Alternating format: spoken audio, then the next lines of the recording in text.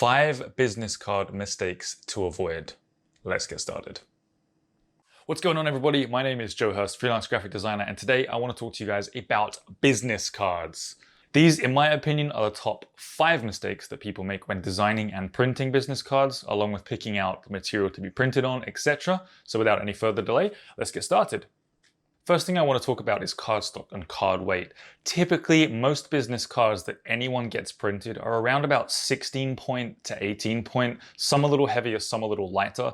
These are also, for my European friends, these are around about 175 to about 300 GSM. GSM, for those of you that aren't familiar with it, is grams per square meter. It's just a weight of the actual stock card, how many grams there are on a square meter, quite literally. You want to try and avoid 16 to 18 point cards. 18 point, I have one here from the UPS store. 18 point is quite okay. It has some rigidity to it. It doesn't flex too much. I think this is just one of their note cards. It is, not throwing anyone under the bus here. I have a Apple card here, for an Apple store card, I should say, from International Plaza near me. And this is around about a 10 or 12 point card. It's incredibly flimsy, incredibly flexible. And quite literally, you can blow on this thing and it bends. It's very cheap.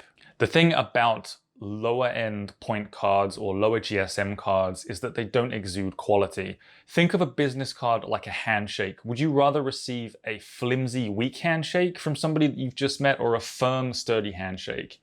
Your business cards are kind of the same thing. Humans, being a tactile creature, prefer something that exudes quality. If your business card is thick, punchy, and textured, typically the human mind associates that with quality and professionalism. Likewise, if your business card is flimsy and doesn't hold any rigidity, it comes across as being cheap and unprofessional. My recommendation would be to start at around about 18 points and go up from there. Any lower than that is going to have some flimsiness to it, and it won't be as rigid or as tactile as you might like. Keep in mind also that as you increase the stock weight, you also increase the card cost. So if budget is a factor, keep that in mind. Number 2 is going to be poor design. Things like text hierarchy. It's important to have a text structure and a text hierarchy that flows from bottom to top, left to right, etc., depending on the design of your card. Second to that is going to be the use of white space and general basic design principles.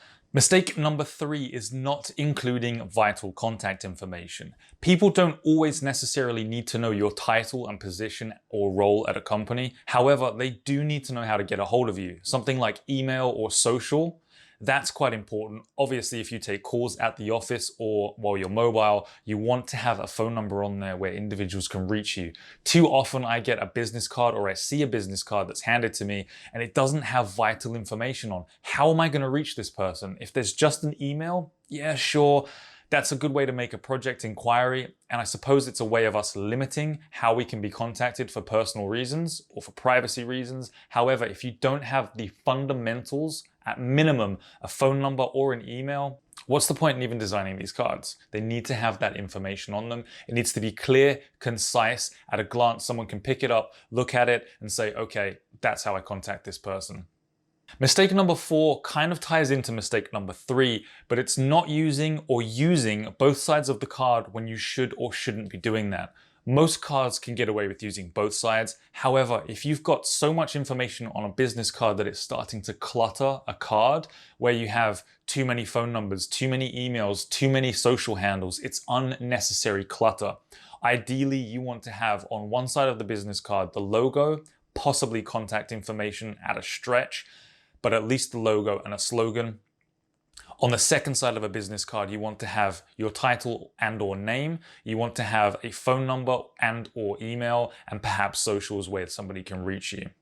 Anything more than this is usually too much information. It gets busy, it gets cluttered, and it starts to give people a headache. If that information is not easy to find, people are very unlikely to pay much attention to it. All right. Mistake number 5 is card sizes. Let me grab this stack that I have here without showing them off too much. I'm gonna make sure I have the UPS card on the back here, so I'm not sharing anyone's private or personal information that they don't want shared online. However, what do you guys see when you look at this stack of cards? I'm gonna try and line these up as best I can without getting too much glare on them. They're all the same size, right? They're all the standard US size. These are all 3 wide by 2.5 tall. There's nothing unique about them. They don't stand out.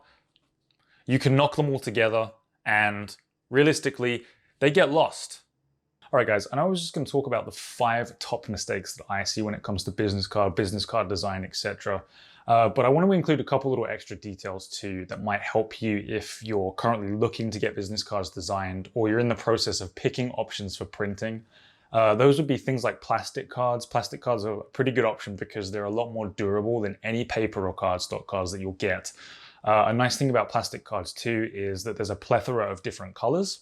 You can also get clear plastic cards, which are pretty awesome too and allow for a lot of creative play when it comes to the design of your cards. And of course, since they're transparent or clear, you can have clear frosted cards like such, or you can have clear cards that actually do have pretty much a window effect where you can see straight through them.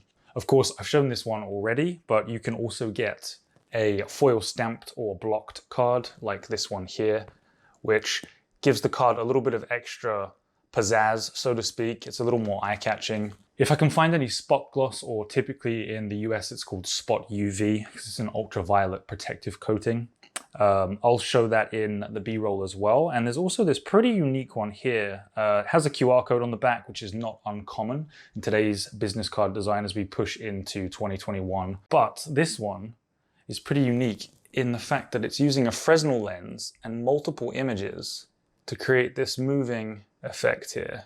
Something that I used to see as a kid on things like Pogs and like trading cards. But I thought this was a super neat way to actually display business photographs perhaps, or you could probably get creative and display business information with this, but I wouldn't recommend it. And then they just use the backside for their information too.